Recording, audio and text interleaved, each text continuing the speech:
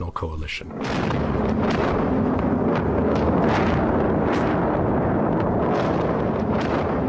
After removing the Taliban from power, a temporary government was put in place. It was headed by Hamid Karzai, an Afghan living in America who had previously worked as a consultant for Unocal. In the meantime, the world media spread the mythology of the rebel hidden in highly sophisticated self-powered caves with air conditioning and ammunition stacks. But in reality, bin Laden was nowhere to be found.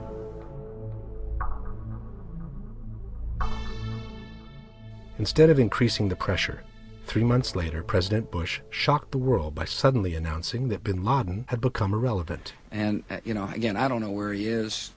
I repeat what I said. I truly am not that concerned about him.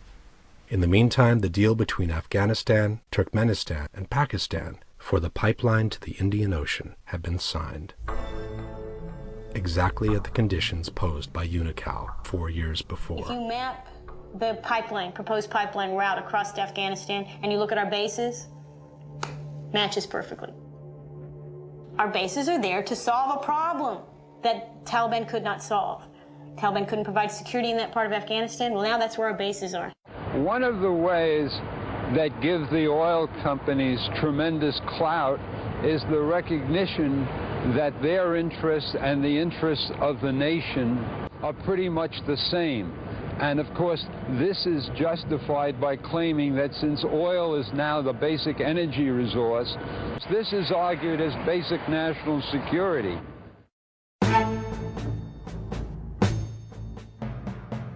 As we know, the final goal for the neocons had always been Iraq, which had nothing to do with Islamic terrorism.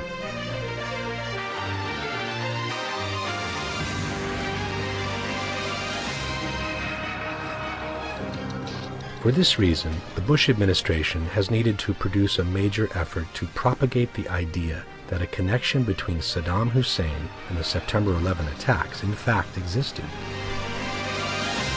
General Clark has said publicly that on 9/11, as American couples were holding hands and jumping to their death, the White House called him and said, "Pin it on Iraq." They weren't thinking about the Americans dying. They weren't thinking about the people who were committing suicide in order to escape the flames. They were thinking about 9/11 not as an attack, but as a gift. The president dragged me into a room with a couple of other people, shut the door, and said, "I want you to find whether Iraq did this." That George Bush wanted me to come back with a report that said, Iraq did this. Secretary of the Treasury Paul O'Neill decided to leave the administration when he became aware of their true intents in the Middle East. The questions such as why Saddam and why now were never asked. It's all about finding a way to do it. That was the tone of it. The president saying, "Go find me a way to do this." From the very beginning, there was a conviction that Saddam Hussein was a bad person and that he needed to go. He says that going after Saddam Hussein was topic A 10 days after the inauguration, 8 months before September 11th. The problem for the Bush administration is that plans that already existed for regime change in Iraq had to be justified. They couldn't just go in without public support. The public support was created by connecting Saddam Hussein to those fears of terrorism. The fear generated by 9/11, the fear of terrorist networks, has to be transferred to Iraq.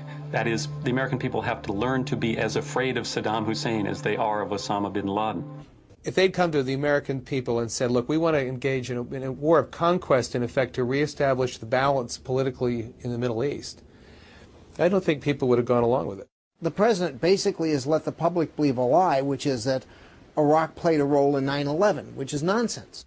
I've never believed that from the very beginning. Why would Saddam Hussein risk being involved with al-Qaeda? He has no record of trusting terrorist groups.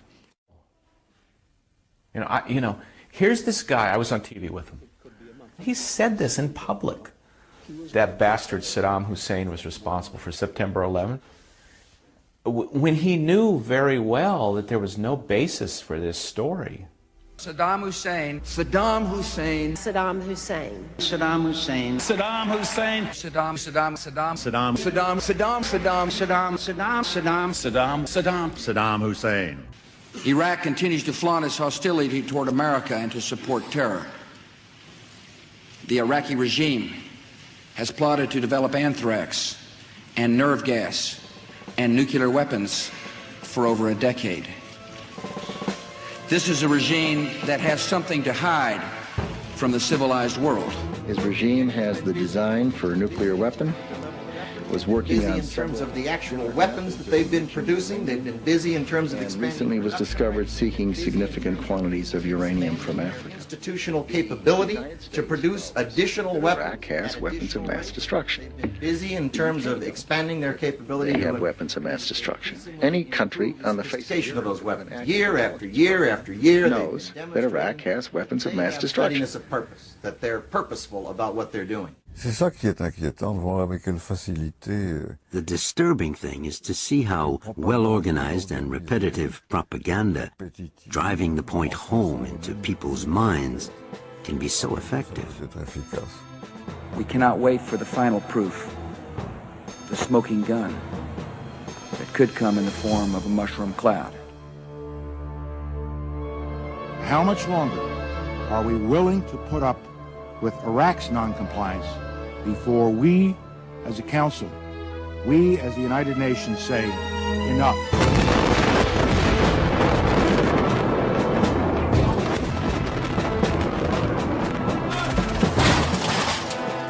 Come out! Open the door! Open the door! Get your hands up and come outside! Come outside! Everybody in the house needs to come outside! From the beginning, it was clear that the Iraqi invasion would be about anything but bringing a true democracy in that country. We just pulled out here yesterday just to come out and help protect the oil line. In a tank? In a tank.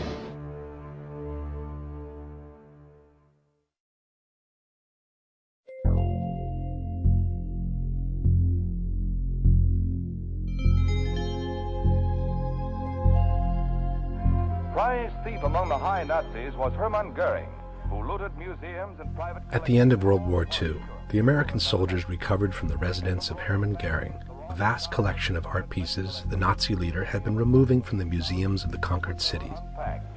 Not content with robbing people of their freedom and their lives, the Nazis tried to make off with their symbols of culture. In 2003, it was the Iraqis who showed the world the remnants of their immense artistic heritage, which had been destroyed or stolen by the Americans. At a time when humanitarian groups were not allowed in the destroyed cities yet, it appears that art dealers and merchants with a close relationship to the Pentagon had free access to and from the country. The most precious and rare artifacts dating back to the Sumerian civilization were either destroyed or stolen. Entire libraries from all branches of knowledge were emptied in a matter of days. Coming to steal the most precious books we have here. They are specialists. They know the value of these books. And whatever was not stolen was burnt and turned to ashes by special chemical components. It was as if someone wanted to prevent a future rebirth of the nation by depriving the new generations from their country's immense cultural heritage. Some of the most famous archaeological sites were also destroyed with no apparent reason.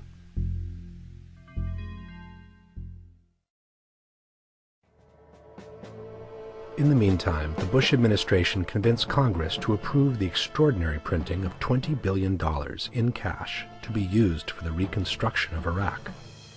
We will help them to restore basic services, such as electricity and water, and to build new schools, roads, and medical clinics. 360 tons of $100 bills were physically transported to Iraq in single packages worth a few $1 million each. As soon as they arrived, the packages were stacked in the basement of Saddam's former residence.